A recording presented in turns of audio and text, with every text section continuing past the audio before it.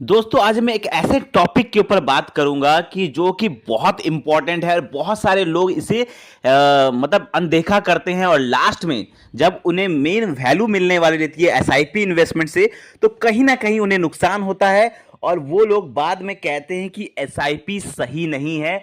क्योंकि आप अगर पहले से किसी चीज के बारे में जानकारी नहीं रखेंगे तो बाद में जाके वो कहीं ना कहीं आपको प्रॉब्लम दे सकता है। अब मैं बात करूं एसआईपी इन्वेस्टमेंट में एक ऐसा ही चीज है जिसे ज्यादातर लोग या तो नहीं जानते या वो जब उन्हें पता चलता है तब तक बहुत देर हो चुकी होती है। तो इसलिए आप लोगों को ये जानना जरूरी है, पहले से अवेयर होना जरूरी है, पहले से रेडी होना जरूरी है कि आखिर ये माजरा क्या है। अब मैं बात करूं, कमेंट आया था एक हमारे पास गुजरात से अमित पटेल जी का। अब अमित पटेल जी ने कमेंट किया था हमें कि सर हमें बताइए कि क्या म्यूचुअल फंड एसआईपी में टैक्स लगता है, क्या क्या म्यूचुअल फंड एसआईपी में हमें टैक्स देना पड़ेगा या ये फ्री होता है, जब मैं पैसा निकालूंगा तो पूरा का पूरा पैसा मेरे पास आएगा। तो मैं आप लोगों को एक चीज अवेयर कर देना चाहता हूं कि म्यूचुअल फंड एसआईपी में बिल्कुल टैक्स लगता है और मैं आज आप लोगों को बताऊंगा कि आप लोग का जब वैल्यू बनेगा, जब आप लोग सालों बाद पैसा निकालेंगे तो आप लोगों को कितना उस इन्वेस्टमेंट में से कितना पैसा आप लोग को सरकार को टैक्स देना पड़ेगा।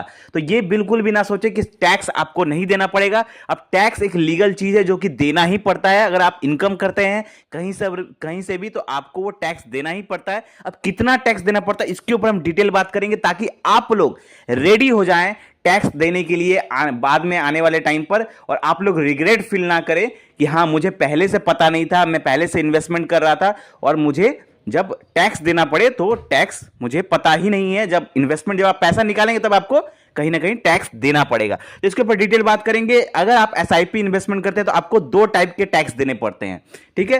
पहला जो मैं टैक्स कहना चाहूंगा वो है short term capital gain tax, जिसपे 15% का टैक्स लगता है। दूसरा एक long term capital gain tax जो कि 10% का लगता है। अब short term capital gain tax क्या होता है, मैं पहले बात कर दूं। Short term capital gain tax जो होता है वो एक्चुअली अगर आप एक साल के अंदर अंदर, अगर आप एक साल के अंदर अंदर किसी फंड में किसी फंड से अगर पैसा निकालते हैं, ठीक है, किसी, तो आपको short term capital gain tax लगता है। अगर आप एक साल के अंदर अंदर पैसा निकालते हैं तो 15% का आपको टैक्स देना पड़ेगा। अगर सपोज करिए आप 10,000 रुपए की एसआईपी कर रहे हैं और आपने एक साल के अंदर 8 महीना में पैसा निकाल लिया तो आपके ऊपर जितना आपका प्रॉफिट होगा उसके ऊपर आपका प्रॉफिट के ऊपर टैक्स लगता है। ये भी याद रखिएगा, प्रॉफिट के ऊपर आपको 15% का टैक्स लगेगा, ठीक है। तो ज्यादातर लोग एसआईपी एक साल के लिए नहीं करते, ज्यादातर लोग एसआईपी करते हैं लॉन्ग टर्म के लिए, 5 साल 10 साल 15 साल 20 साल ऐसे लोग एसआईपी करते हैं। तो यहां पर जो इंपॉर्टेंट टैक्स है वो है long term capital gain tax. अब ये जानना जरूरी है क्योंकि long term capital gain tax जो है ये टैक्स ही आपको ज्यादा इफेक्ट करेगा। अब कितना टैक्स लगेगा मैं आपको बता दूं। Long term capital gain tax वो टैक्स है जहां पर आप, जब आप 5 साल 10 साल 15 साल 20 साल जितने साल भी आप करेंगे तो जब आप पैसा निकालेंगे तो उसके ऊपर आपको एक टैक्स देना पड़ेगा जो कि 10% का टैक्स होता है। वो टैक्स कैसे लगता है मैं आपको एक कैलकुलेशन दिखाता हूं ताकि आप लोगों को पूरा डाउट आपका क्लियर हो जाए। तो आपके स्क्रीन पर एक कैलकुलेशन दिख रहा होगा, यहां पर समझ लीजिए कि आपने किसी फंड में एसआईपी किया, आपने 15 सालों तक एसआईपी किया। मैं एग्जांपल के लिए ले रहा हूं, यहां पे आप 20 साल के लिए भी कर सकते हैं, 10 साल के लिए भी कर सकते हैं, 5 साल के लिए भी कर सकते हैं, ये आपकी मर्जी। में एग्जांपल के लिए यहां पे मैंने 15 साल पकड़ा है। तो सपोज करिए आपने किसी फंड में एसआईपी किया या बहुत सारे फंड में एसआईपी किया, मिला के आपने 15 सालों में 15 साल तक एसआईपी चलाया। उसके बाद आपने, आपका जो इन्वेस्टमेंट अमाउंट था वो था 10 लाख रुपए, ठीक है। आपने पॉकेट से जो पैसा जमा किया, हर महीना इन्वेस्ट करके पॉकेट से पैसा जमा हुआ आपका 10 लाख रुपए, लेकिन पैसा कंपाउंड होकर आपका बन गया 1 करोड़ रुपए। ये भी एक एग्जाम्पल है समझाने के लिए। यहां पर किसी का वैल्यू 50 लाख बन सकता है, किसी का 70 लाख बन सकता है, किसी का 1.5 करोड़ बन सकता है। मतलब वो डिपेंड करता है कि आपको रिटर्न कितना मिला और आपने कितना पैसा इन्वेस्ट किया। मैं बस एग्जांपल के लिए यहां पर 10 लाख रुपए इन्वेस्टमेंट अमाउंट पकड़ता हूं और कंपाउंडिंग वैल्यू पकड़ता हूं 1 करोड़ रुपए। मतलब आपका 10 लाख रुपए कन्वर्ट हो गया 1 करोड़ रुपए। ये एग्जांपल है। तो आपको कितना टैक्स लगेगा, ठीक है, उसके हिसाब से आप अपना कैलकुलेट कर सकते हैं। तो समझ लीजिए आपने 10 लाख रुपए इन्वेस्ट किया और आपका पैसा कंपाउंड होकर बन गया 1 करोड़ रुपए। अब आपको टैक्स कितना देना पड़ेगा 1 करोड़ के ऊपर। तो आप देखिए जो आपका वैल्यू बना है 1 करोड़, उससे माइनस हो जाएगा कौन सा अमाउंट, 10 लाख रुपए। अब 10 लाख रुपए कौन सा है? आपका इन्वेस्टमेंट अमाउंट।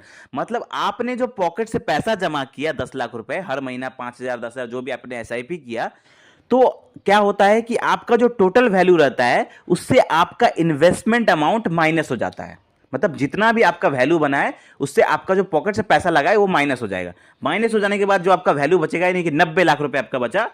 1 करोड़ से 10 लाख रुपए माइनस हो गया, 90 लाख रुपए बचा। अब 90 लाख रुपए के ऊपर 1 लाख रुपए गवर्नमेंट की तरफ से छूट मिलता है, एग्जेम्पशन मिलता है। इस छूट को माइनस कर दिया जाता है। अब 90 लाख रुपए में से 1 लाख रुपए आपका यहां पर माइनस हो जाएगा, तो 90 लाख माइनस 1 लाख कितना बच गया?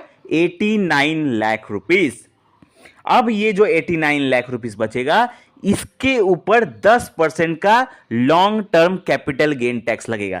तो 89 लाख रुपीज के ऊपर 10% का टैक्स, मतलब 8,90,000 रुपए आपको टैक्स देना पड़ेगा। मतलब अगर आपने एसआईपी इन्वेस्टमेंट से 1 करोड़ रुपए कमाया तो आपको 8,90,000 रुपए टैक्स देना पड़ेगा। अगर आपका इन्वेस्टमेंट अमाउंट जितना 10 लाख रुपए, मतलब एक सिंपल सा एग्जांपल है कि आपने जितना भी आप पैसा बनाएंगे उससे आपका इन्वेस्टमेंट अमाउंट माइनस हो जाएगा। इन्वेस्टमेंट अमाउंट माइनस होने के बाद जो पैसा बचेगा उससे 1 लाख रुपए छूट माइनस हो जाएगा, और उसके बाद जो बचेगा पैसा उसके ऊपर आपको 10% टैक्स देना पड़ेगा। यहां पर आपका जो भी वैल्यू रहेगा उससे आपका इन्वेस्टमेंट अमाउंट माइनस हो जाएगा। अब मेन बात ये आती है कि ये जो पैसा आ रहा है 8,90,000 जो टैक्स आ रहा है, ये टैक्स आपको कैसे देना है? क्या जब आप पैसा निकालेंगे उसी टाइम टैक्स कट के आपके अकाउंट में आएगा? तो जी नहीं। जब आप 1 करोड़ रुपए निकालेंगे तो आपके अकाउंट में 1 करोड़ रुपए ही आएंगे।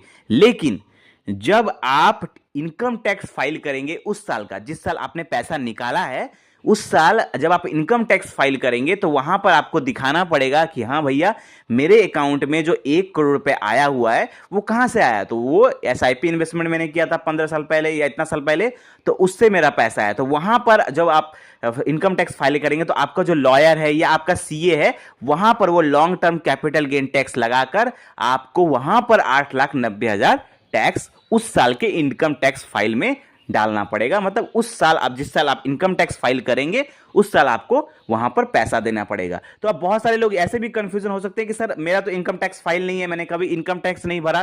तो मेरे दोस्त, जिस साल आप इतना बड़ा अमाउंट निकालेंगे अपने बैंक अकाउंट में, तो उस साल आपको इनकम टैक्स फाइल या तो बनवाना पड़ेगा। अगर आपके पास नहीं है तो, जो लोग के पास है वो लोग तो अपना भर पाएंगे। अब जिनके पास नहीं है वो लोग अपना इनकम टैक्स फाइल बनवाएंगे और उसके बाद उन्हें भरना पड़ेगा। अगर आप नहीं बनवाते हैं तो कहीं ना कहीं आप गवर्नमेंट की नजर में आ सकते हैं।